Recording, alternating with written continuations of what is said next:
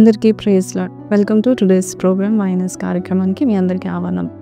ఎలా ఉన్నారు? లేచిన వెంటనే దేవుని యొక్క మహాకృపలో దేవుని యొక్క వాత్సల్యతను మీరు అనుభవిస్తున్నారని నమ్ముతూ ఉన్నాను. ఈ దినమంతా కూడా దేవుని మహాకృప మేము వెంబడించిన గాక.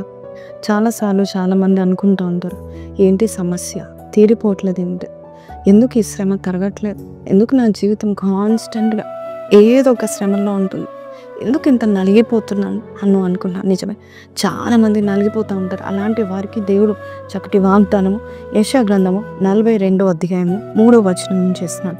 నలిగిన రెలును అతడు విరవడు, మకమకలాడుచున్న జనుపనార వత్తిని ఆర్పడు. ఈరోజు వాగ్దానం యొక్క అర్థం ఏంటంటే, మన ప్రభు ఎంత దయాళుడంటే ఆల్రెడీ నలిగిపోయిన గడ్డి పరక ఉంటుంది, అది వంగిపోయింది అనుకోండి, దాన్ని ఇంకా విరవడంట దేవుడు. అలాగే మరి ఒక దీపంలో ఉన్న ఆ యొక్క వెలుగు ఆరిపోతూ ఫ్లిక్కర్ అవుతూ ఉంటుంది అనుకోండి, దేవుడు దాన్ని ఉఫ్ అని ఆర్పడు అని దేవుని యొక్క వాక్యం సెలవిస్తుంది. సో మకమకలాడుతున్న వెలుగుని దేవుడు ఆర్పడు, దేవుడు ఇంకా వెలుగును పోస్తాడు. అలాగే నీ జీవితంలో కూడా శ్రమల వల్ల నువ్వు కృంగిపోయి నువ్వు బెండ్ అయిపోయి ఉన్నావు కదా, ఇంకొక శ్రమను తెచ్చిపెట్టడంలో దేవుడు ఆ శ్రమ నుండి నేను విడిపిస్తానని దేవుని యొక్క వాక్యం సెలవిస్తుంది. ఎన్ని విషయాల్లో నువ్వు నలిగిపోయి ఉంటావు, ఎంత బాధపడుతూ ఉన్నావు, మనుషులు నిందిస్తున్నారా, నీకు ఆశీర్వాదం దొరకలేదా, లేక నువ్వు ఎంత ఎదురు చూస్తున్నావు అది నువ్వు ఇంకా పొందుకోవట్లేదా, మనుషులందరూ నీ వైపు చూస్తూ నువ్వు ఆ దేవుని నమ్ముకున్నావు కదా, ఏం జరిగింది అంటున్నారా. కానీ దేవుడు నీవు సహించలేనంత గొప్ప శ్రమను దేవుడు ఇవ్వడంట. నువ్వు ఎంత శ్రమ అయితే పడుతున్నావో దేవుడు చూస్తున్నాడు. హాగర్ని చూసిన ఎల్రోయి దేవుడు నిన్ను ఈరోజు చూస్తూ ఉంటున్నాడు. హన్న కన్నీరు చూసిన దేవుడు నిన్ను ఈరోజు చూస్తూ ఉంటున్నాడు. కాబట్టి నువ్వు ఎక్కడ వంగిపోయావో దేవుడు నిన్ను లేవనెత్తబోచున్నాడు. లూకా సువార్తలో ఒక చక్కటి మరి సంఘటన జరిగింది. ఒక ఆమె నడుము వంగిపోయి 18 ఏళ్ళ నుండి నడుము వంగిపోయిన స్త్రీ ఉందంట. అయితే యేసు ప్రభు ఆమెని మాత్రమే చూశాడు, ఆమెకి మాత్రమే స్వస్థతను దయచేశాడు. ఆమె నడుము వంగిపోయినా కూడా దేవుని వద్దకు వచ్చిందంట. దేవుడు అది చూస్తున్నాడు, నీ విశ్వాసం చూస్తున్నాడు. నువ్వు ఎంత శ్రమలో వంగిపోయినా నలిగిపోయినా కూడా నా ప్రభు నేను చూస్తూ ఉంటున్నాడు. ఆయన దగ్గరకు వస్తున్నావు కదా, ఆయన వాగ్దానం వింటున్నావు. ప్రభా నేను దయతో చూడు ప్రభా అన్నావు కదా, ఖచ్చితంగా ఆయన చాలా దయాళుడే, చాలా మంచివాడు.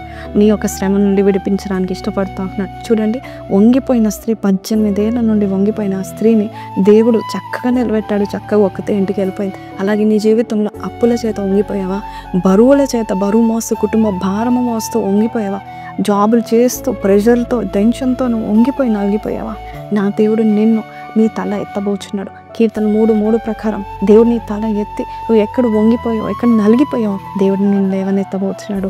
దేవుడు నీకు ఆనర్ని దేవుడు దయచేయబోచున్నాడు.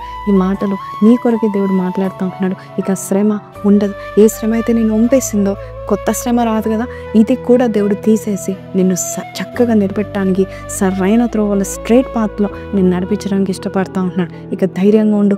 చిన్న ప్రార్థన చేస్తాను నీ కొరకు. ప్రార్థన ఏకీభవించండి. పరిశుద్ధుడా మహోన్నతుడవు తండ్రి నాయన, అయ్యా ఈ రోజు నాయన ప్రభ తండ్రి, ఎవరైతే అన్ని విషయాలు వంగిపోయి అయ్యా బాధల్లో ఉన్నారో నాయన, అట్టి వారికి నాయన ప్రభ తండ్రి యేసయ్యా నువ్వు ఇచ్చిన మంచి వాగ్దానం బట్టి నీకు వందనాలు. శ్రమలు పడుతున్న బిడ్డల్ని నైనా నువ్వు కనిపెట్టి చూస్తున్నావు నాయన.